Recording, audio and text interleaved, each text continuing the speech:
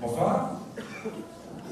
Merci de votre accueil. Bienvenue à UGC Ciné Stéléade. Merci surtout d'avoir été si nombreux à répondre à notre invitation pour cette avant-première d'Associés contre le crime. Le film sortira mercredi prochain sur nos écrans. C'est donc le troisième volet, après Mon petit doigt m'a dit et Le crime est notre affaire, où l'on retrouve avec grand plaisir les personnages de Prudence et Bélisère Beresford, incarnés à l'écran par Catherine Fro et André Dussolier. Et pour ce soir, mesdames et messieurs, nous avons la grande joie d'accueillir le réalisateur d'Associés contre le crime, mesdames et messieurs, Pascal Thomas.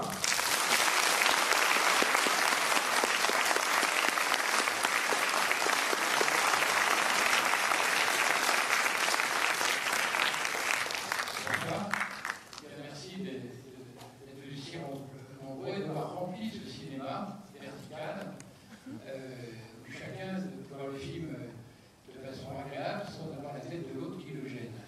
C'est l'essentiel pour voir le film. Et je suis venu quand même avec quelqu'un, avec un personnage très essentiel pour les films, qu'on ne doit jamais accompagner du réalisateur qui souvent donne l'impression de faire tout seul, la scénariste du film, Clémence de Biéville.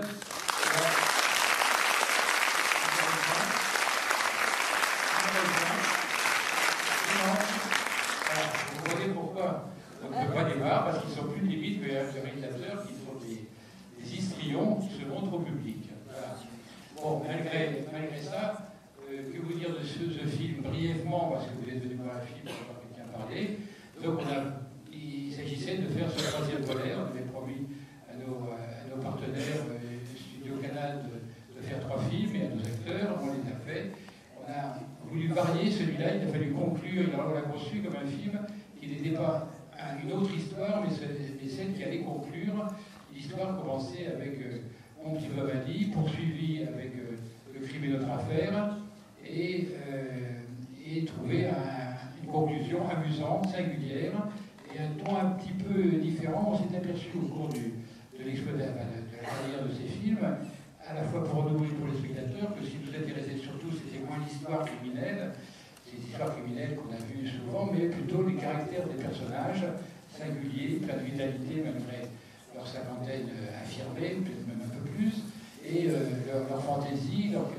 C'était ce qu'on a voulu un peu développer encore une fois sur ce film, avec d'autres aspects. Le film commence un peu comme un film, pas un film psychologique, mais disons, la mélancolie de Prudence apparaît, on lui a donné un père, le film change de ton, pour les acteurs, pour les personnages, l'enquête criminelle même les intéresse un peu moins. Je crois que ça doit être le seul film policier ou un caractère policier où on abandonne par 2 fois l'enquête pour se consacrer à autre chose, pour désirer de faire autre chose.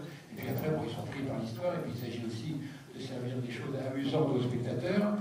Et là, on arrive dans des choses très très loufoques. Le loufoque existe dans le cinéma français depuis longtemps. Longtemps, le cinéma français a aimé rire. D'ailleurs, les courts-métrages qui se faisaient entre les années 20 et les années 30 et 40 n'étaient que des films comiques. Après, ça s'est vraiment dégradé. Il n'y a plus de courts-métrages cynisme, plus de films comiques aujourd'hui. Mais ce loufoque, Jacques Prévert, Carnet, etc., l'ont abordé. Et je pense que c'est une tendance qu'il ne faut pas oublier, même si ça déroute un peu le spectateur. Donc vous allez peut-être être un peu dérouté, mais j'espère malgré tout amusé, parce que la fin, disons, est un peu délirante. Voilà. Je ne vais pas vous en dire plus, c'est très difficile de présenter sans pouvoir dire. J'espère que vous allez vous divertir, parce que l'essentiel de ces 3 films, comme de tous les films, c'est d'amuser. Je vais être un des seuls cinéastes qui n'a fait que des comédies. Je n'ai pas fait ni de drame, ni de films psychologiques. À chaque fois, je suis parfois tenté de faire ça, mais je me suis dit que la chose essentielle au cinéma, c'était surtout de s'amuser. Donc, je remplis cette fonction.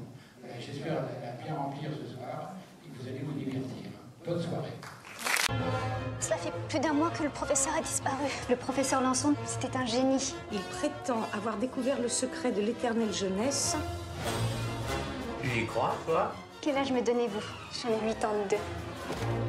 Bélisère, il y a un cadavre dans la piscine. Ce n'était pas un accident. Je vais pouvoir traquer les meurtriers. Du calme, oublie un peu tes polars à 4 sous. Il se passe quelque chose de vraiment louche dans cette clinique. Les pouvoirs me l'affirment. Nouveau, ça. Non, il n'y a rien de nouveau. Je te rappelle que mon arrière-arrière-grand-mère tonkinoise avait des dons. Oh, alors, si cette famille... J'ai un plan. Personne n'a jamais entendu parler du professeur Lançon. Nous n'avons pas de méthode miraculeuse. Wow. Oh, t'as vu tout ce qu'on peut se faire faire? On n'est pas là pour se faire tirer la peau, Bélisaire. Il s'agit d'enquêter. On est bien obligé de jouer le jeu quand même. Il faut qu'on fasse semblant. Je veux pas que vous restiez là. Ils vont tous nous tuer. Tu pourrais me faire une petite fossette là. Ils veulent s'approprier le secret du professeur Lançon. Et ils sont prêts à tout pour ça. À partir de maintenant, Prudence et moi, nous prenons les choses en main. Associés contre le crime, tous les crimes, of course. Que l'aventure recommence. Merci.